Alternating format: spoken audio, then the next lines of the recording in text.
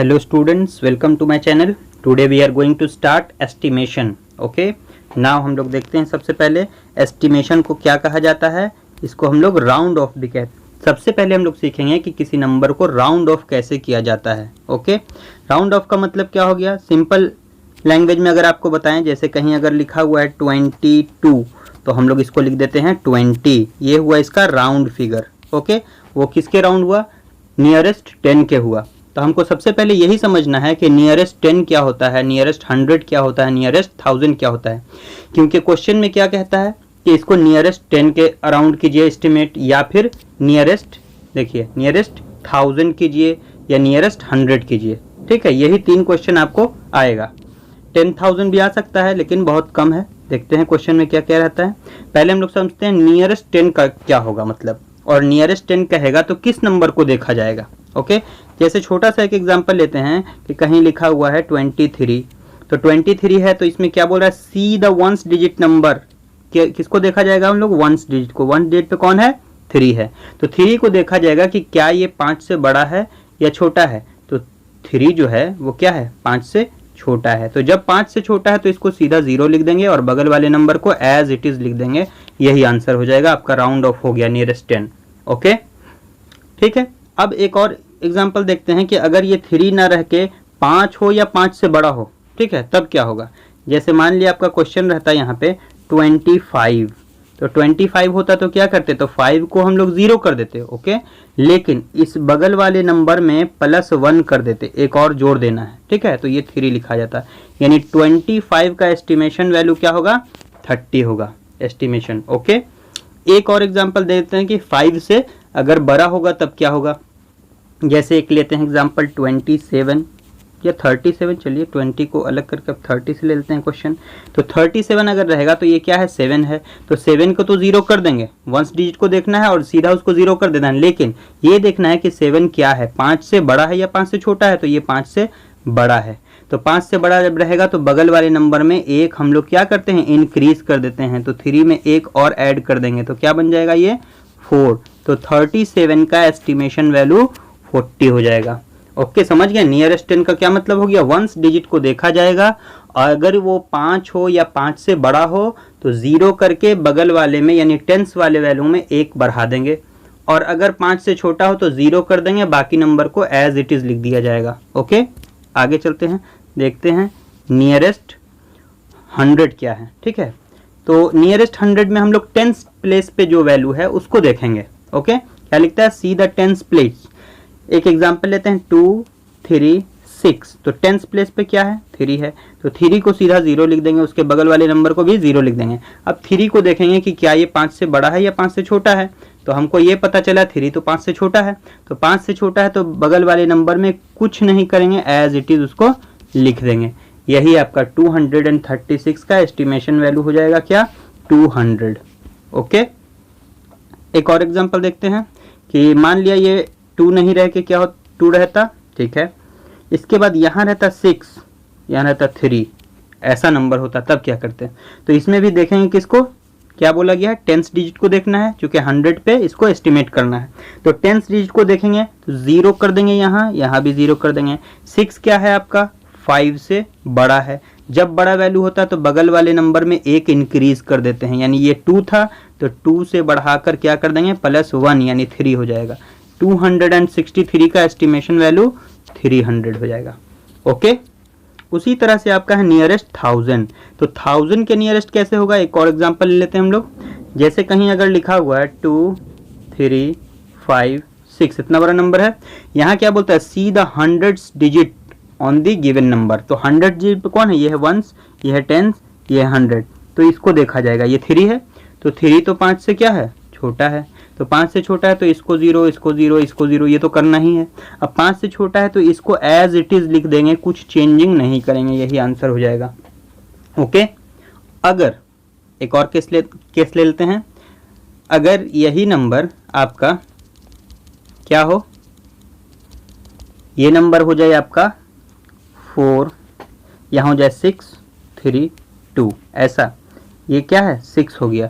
तो आप देख रहे हैं 1, 10, 100. तो 100 पे क्या है, 6 है. तो 6 तो क्या है, 5 से बड़ा है. तो 5 से बड़ा है तो 0 तो सबको कर देंगे सबसे पहले, फिर 5 से ये बड़ा होने के कारण बगल वाले नंबर में क्या कर देंगे, एक और ऐड कर देंगे, तो ये बन जाएगा 5। तो 4632 का जो एस्टिमेशन वैल्यू होगा वो 5000 हो जाएगा। ओके, इतना अगर समझ गए तो आगे फिर क्वेश्चन में एक्सरसाइज में कोई दिक्कत नहीं हुआ, आसानी से बन जाएगा आपका क्वेश्चन। अब क्वेश्चन को थोड़ा एक दो एग्जांपल्स देख लेते हैं, उसके बाद क्वेश्चन भी देखेंगे। ओके, देखिए यहाँ पे एग्जांपल क्या है, जैसे एक क्वेश्चन देख रहे हैं, ये क्वेश्चन एग्जांपल का, और ये इन दोनों को देखते हैं। 53 में देखिए ये वंस डिजिट क्या है, 3 है, तो जब वंस डिजिट 3 है तो इसको लिखेंगे कि ये 5 से क्या है, छोटा है, और जब 5 से छोटा है तो क्या करेंगे, 3 के जगह पे यानी 53 लिखा हुआ है तो सीधा इसको 0 कर देंगे, इसको 5, तो 50 आंसर हो जाएगा। देखिए ये। ओके, अब देखते हैं एक और दूसरा क्वेश्चन, यहाँ पे जो है 87 लिखा हुआ है, तो 87 में क्या है, 287, तो 287 किसको देखेंगे, इसको, तो ये 7 है, 7 मतलब 5 से बड़ा है, तो 0 तो इसको करेंगे लेकिन बगल वाले नंबर में एक इंक्रीज कर देंगे और इसको एज इट इज लिख देंगे, ये हो जाएगा 290, क्योंकि ये 5 से बड़ा है इसलिए बगल वाले नंबर में एक बढ़ाते हैं, नहीं तो नहीं बढ़ाते हैं। ठीक है, चलिए बाकी एग्जाम्पल्स आप समझ सकते हैं। ये उसी तरह से नियरेस्ट 100 किया गया, जैसे इतना सारा क्वेश्चन बताया वैसे ही यहाँ पे भी है। हम लोग क्या देखेंगे, 10th प्लेस वाले वैल्यू को देखेंगे, और वो देखेंगे जैसे एक क्वेश्चन ये वाला देख लेते हैं हम लोग, क्या लिखा हुआ है, 2 3 5 6। ओके, तो इसमें हम लोग क्या देखेंगे, 10th प्लेस पे, 10th प्लेस पे कौन है, 5 है, तो 5 के बराबर है, तो 5 से छोटा नंबर में हम लोग क्या करते हैं, इसमें कोई चेंजिंग नहीं होता, लेकिन 5 हो या 5 से बड़ा हो तो ये वाले नंबर में एक इंक्रीज कर देते हैं। इसका मतलब क्या लिखेंगे, यहाँ 0 तो होगा, ये हो जाएगा 4 और ये हो जाएगा 2, इसमें कोई चेंजिंग नहीं होता है, सिर्फ इसके बगल वाले में जिसको देखा जा रहा है उसके बगल वाले में चेंजिंग होता है, अदरवाइज कोई चेंजिंग नहीं होता है। इसका मतलब है 2 3 5 6 का एस्टिमेशन वैल्यू हो जाएगा 2400।